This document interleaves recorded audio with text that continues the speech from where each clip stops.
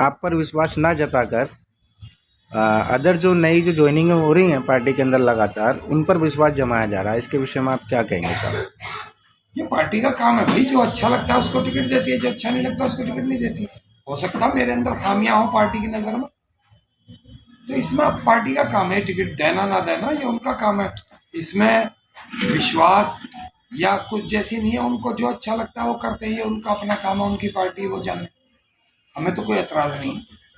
तो सर, जिस तरीके से देखा जा रहा है कि अभी जिस तरीके से आगामी चुनाव है, तो क्या अभी जो आपके समर्थक हैं और सीलमपुर विधानसभा के अंदर जो वोटर्स हैं वो ये जानने के इच्छुक हैं कि जिस तरीके से पार्टी ने आपके ऊपर विश्वास ना जताकर आपका टिकट जो काटा गया है, तो उनके अंदर एक जानने की एक चाहत सी है, क्या जो जिन्हें हमने चुना अपने बीच में विधायक के रूप में, क्या वो इस बार चुनाव मैदान में आएंगे? 100% लड़ेंगे। पार्टी से निर्दलीय सर? पता नहीं, जब लड़ेंगे तो पता चल जाएगा। तो जिस तरीके से अभी ये अधिकतर, जैसे कि अभी मैडम अभी जिस तरीके से ये टिकट कटे हैं, 15-20 टिकट हुए हैं मनीष सिसोदिया जी, जिनके ऊपर आम आदमी पार्टी राजनीति करती नज़र आती है और शिक्षा को बार बार शिक्षा की स्वास्थ्य की बात करते हैं, और उनका भी जो उप मुख्यमंत्री के रूप में चुने गए थे दिल्ली सरकार के अंदर, मनीष सिसोदिया जी, आज उनका भी टिकट काटकर उन्हें दूसरे जंगपुरा विधानसभा से टिकट दिया गया है। और दिलीप पांडे जी, जिन्होंने पहले अब मौजूदा विधायक भी हैं, उससे पहले विधानसभा चुनाव लड़ा, उसके बाद में लोकसभा चुनाव लड़ा उन्होंने, उनका भी टिकट काटा गया है। और नए नए जो कार्यकर्ता हैं आ रहे हैं पार्टी के अंदर, उनको टिकट नॉमिनेशन देकर। दुर्भाग्य है ये आम आदमी पार्टी का, कैसे मजबूत लोगों के टिकट काट करके आप नए नए चेहरे ला रहे हो भाजपा से, दूसरी पार्टियों से, आप वो चेहरे जिनको कोई उनकी पार्टियों में नहीं पूछ रहा, आप ला करके चुनाव लड़ा रहे हो और अपने मजबूत पिलर अपने ही हाथों से गिराए जा रहे हो। इसको ऐसे देखेंगे कि एक बेवकूफ लकड़हारा जिस डाल पर बैठा हुआ है उसी डाल को काट रहा है, इसको ऐसे देखें। हमारे चैनल के माध्यम से दिल्ली की जनता को और जो आपके जो कार्यकर्ता हैं उनको कोई मैसेज, कोई संदेश देना चाहें? देखिए, 100% उदय टाइम्स के माध्यम से मैं एक बात कहना चाहूँगा कि सीलमपुर की आवाम बहुत ही भोली और बहुत प्यारे लोग हैं। एक चीज को जरूर पहचानिएगा कि एक आदमी जो सिर्फ धर्म, मस्जिद, मंदिर इनकी बात करके आपकी भावनाओं से खेलता है, उन चीजों से बचने की कोशिश करें और काम पर।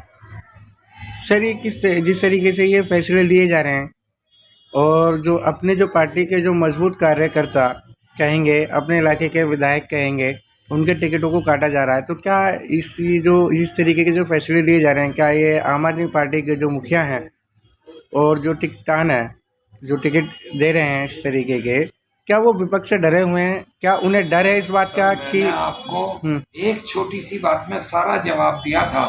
एक लकड़हारा, बल्कि बेवकूफ लकड़हारा, एक डाल पर जिस पर बैठा उसी को काट रहा है। उसका अंजाम क्या होना ये आप भी जानते, मैं भी जानता। वो लकड़हारा जिस डाल पर बैठा उसी को काट रहा, तो फिर उसका अंजाम क्या होना है? वो गिरना ही गिरना है। जो कल तक केजरीवाल जी को गालियां बकते थे, आम आदमी पार्टी को बुरा भला कहते थे, दिल्ली मरकज में कहते थे, जो देते हैं आप भी दो गाली, आपको भी टिकट मिल जाएगा।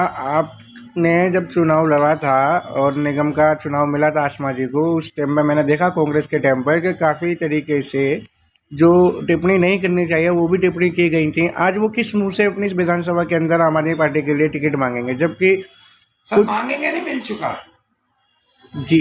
वोट की बात कर रहा हूँ सर। आप टिकट कह रहे हो, वोट कैसे मांगेंगे ये तो जनता जवाब देगी। हमारे इलाके की जनता भी इस चीज से अफसोस में है कि जिन लोगों ने मरकज को मुद्दा बनाकर, जिन लोगों ने मौलाना साहब को मुद्दा बनाकर, जिन लोगों ने दिल्ली दंगे को मुद्दा बना करके, शराब को मुद्दा बना करके ये चुनाव जीते थे, अब वो उसी पार्टी में चले गए, तो सही मायनों में तो उन्हें कांग्रेस से जीत कर आए थे, इन मुद्दों पर इस्तीफा देकर के आम आदमी पार्टी से टिकट लेकर के इलेक्शन लड़ना चाहिए कॉर्पोरेशन का भी, तो रिजल्ट सामने आ जाएगा।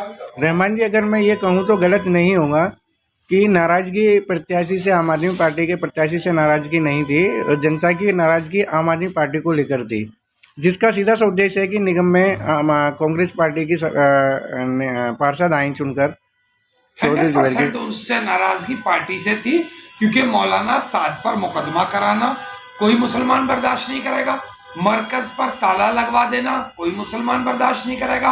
आपने मरकज में जो जमाती आए हुए थे, जो मुसाफिर आए हुए थे, जो बैरूनी मुल्क से लोग आए हुए थे, कोरोना पूरी दुनिया में हुआ, उनको भी हुआ, तो आपने उनको कोरोना कैरियर बता दिया, आपने उनको जो है कोरोना बम बता दिया, कोरोना वायरस बता दिया उन मुसलमानों को, और आपने मरकज पर ताला लगवा दिया और मौलाना साद पर मुकदमा करवा दिया। तो कौन उस चीज को बर्दाश्त करेगा? अभी देख लीजिए, एक विधायक ने कुरान की बेहुरमती करी, भाई आपने एक ताहिर हुसैन काउंसलर थे, उन पर एक मुकदमा लगा, आपने पार्टी से निकाल के बाहर किया। आसिम अहमद एक मंत्री थे, उनकी एक ऑडियो आ गई, आपने उनको 6 साल के लिए पार्टी से निकाल दिया, उनको मंत्रालय से हटा दिया। अभी एक नरेश बालियान विधायक, जिन पर एक इल्जाम लगा और पुलिस ने अरेस्ट कर लिया कि एक बदमाश के थ्रू वो लोगों को फोन कराते थे और फिर उसमें जो है मतलब मांड वाली होती थी।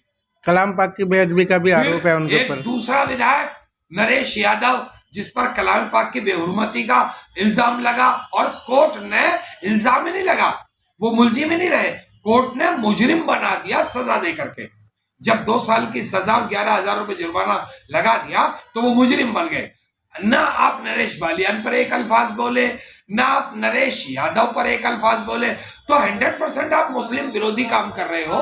सर, ताहिर हुसैन को पार्टी से निष्कासित कर दिया जाता है, और जबकि जो आरोपी, जिन पर आरोप तय हो चुके हैं, सिद्ध हो चुके हैं, जो आरोपी हैं, उनके खिलाफ एक शब्द भी नहीं कहा गया। पार्टी से निष्कासित करने की तो बात बहुत दूर की है। तो क्या मैं कहूँ कि आम आदमी पार्टी को मुस्लिम समुदाय के वोटों की जरूरत नहीं है? नहीं, वो हमसे कह भी चुके हैं कि मुसलमान हमें डर में वोट देता है भाजपा के, हमें तो कभी वोट करता ही नहीं मुसलमान, भाजपा से डरता, भाजपा ने जीत जाए इसलिए हमें वोट करता है, तो उनको कदर तो है नहीं मुसलमान की किसी की। तो इसका सीधा सीधा आरोप है कि पार्टी के मार्गदर्शन पर कलाम पाक की बेअदबी करी गई है विधायक की, जो कि पार्टी सपोर्ट कर रही है। लेकिन उनको बोलना चाहिए था, और उनको बोलना चाहिए था, बल्कि मजम्मत करनी चाहिए थी। अभी देख लीजिए ना, संभल में 5 बच्चे मारे गए, उसमें कोई स्टेट नहीं है। ठीक है, आपने जो है मतलब 2 अल्फाज नहीं बोले, राहुल गांधी वहां पहुंच जाते हैं, प्रियंका जी वहां जाती हैं, दुनिया के नेता वहां जाते हैं, आप 2 अल्फाज नहीं बोलते उस पर भी।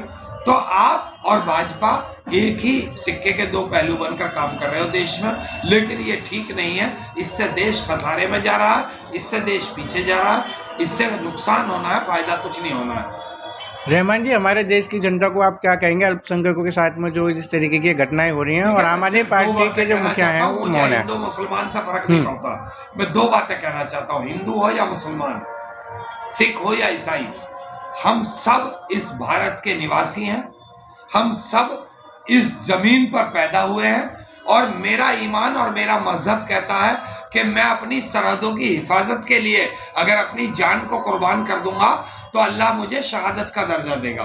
तो कितनी अहम होगी मेरी सरहदें मेरे लिए, चाहे सामने पाकिस्तानी क्यों ना हो, चाहे सामने कोई भी क्यों ना हो, लेकिन मुझे अपनी सरहदों को बचाना है, अपने मुल्क की हिफाजत करते हुए अपनी जान को निछावर कर देना है, और अपने मुल्क के आइन की, अपने मुल्क के कानून की इज्जत करना है, उसका पालन करना, ये मेरा मजहब सिखाता है मुझे। मैं इस देश का निवासी हूँ, इस देश में जितनी भागीदारी हिंदू भाइयों ने निभाई है, जितनी भागीदारी मुसलमानों ने निभाई है, उतनी सिख और ईसाई ने भी निभाई है। सबने मिलकर इस देश को आजाद कराया है। जब अंग्रेज हमारे देश में घुस आए थे, सबने अपना खून बहा करके इस देश को आजाद करा। सबका बराबर का हक है, सबको चैन और सुकून से जीने दिया जाए। भाई, लड़ाई झगड़े में, इस नफरत से देश पीछे जाता है, कोई फायदा नहीं होता। तो इसलिए हम न कभी अलग हो सके हैं, न कभी बिछड़ सके हैं, न कभी बिछड़ पाएंगे जिंदगी में। तो ये जो राजनीतिक लोग हैं, राजनीतिक पार्टियां हैं, हमें बांटने की कोशिश करती हैं। कभी किसी नेता का बेटा देखा है सरहद पे? कभी किसी नेता का बेटा देखा है दंगे में आगे आता हुआ? कभी सुना है किसी नेता का बेटा मर गया, किसी नेता के बेटे को चोट लग गई? कभी सुना है? नहीं। मरती है आवाम, मरती है जनता, मरता है मजदूर। नेता तो भाषण देते हैं और आदेश करते हैं कोठियां बैठकर या मंच पर बैठकर। तो इसलिए मत ये सब करिए, धर्म के नाम पर ये सब गलत है। आप भाई बनकर इस देश में रहिए, ये देश बहुत तरक्की करने जा रहा है।